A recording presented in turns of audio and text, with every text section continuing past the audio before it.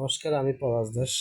আমরা motor controlling পার্টের আজকে শেষ যে সার্কিটটা করেছিলাম সেটাই আজকে দেখাবো, যার নাম হচ্ছে motor run by forward reverse with star delta. তো আমরা এখানে পাওয়ার এবং কন্ট্রোলিং সার্কিটটা খাতার মতো ড্রয়িং করেছিলাম, সেটাই দেখাচ্ছি।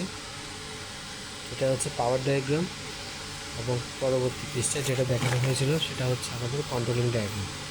তো এবার মূল কাজে আমরা ফিরে যাচ্ছি।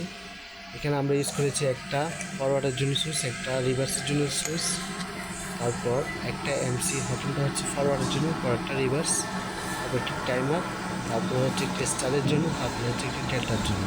যেমন আমি ফরওয়ার্ডের জন্য সুইচটা প্রেস করব, সাথে সাথে আমার ফরওয়ার্ড অন হয়ে টাইমারটা অন হবে,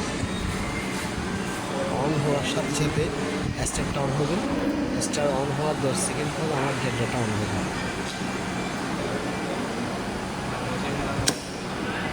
10 সেকেন্ড পর ডেল্টা অন হলো। তো এভাবে যদি আমরা পরবর্তীকে চার্জ চাই সেটা সেক্ষেত্রে সেম অফ করে দিলাম। আপনাকে আবার দেখছি একটু অন সুইচ প্রেস করার সাথে সাথে আবার দেখতে পাচ্ছি আমরা ফরওয়ার্ডটা চালু হলো। ফরওয়ার্ড চালু হওয়ার সাথে সাথে অর্থাৎ ওই 10 সেকেন্ড পর পরই আমার স্টার ব্যাটারি কানেক্টর চালু হলো এবং 10 সেকেন্ড পরে ডেল্টাটা চালু হলো। তো আমরা যেভাবে রিভার্সে চালু যায় রিভার্সের ক্ষেত্রে সেম প্রসেসে চলতে থাকবে। আর আমরা মূলত এভাবে কাজটি করেছি কারণ এটা ইন্ডাস্ট্রিতে বেশি ব্যবহৃত হয়। আর এটাই ছিল আমাদের প্রজেক্টের, আমাদের মোটর কন্ট্রোলিংয়ের সর্বশেষ কাজটা। আমরা এখানে দেখতে পাচ্ছি আমার স্টারটা চলা শুরু করছে। এখন বন্ধ করে দিলাম। পুরো সিস্টেমে টোটালি এখন অফ হয়ে গেছে আমাদের।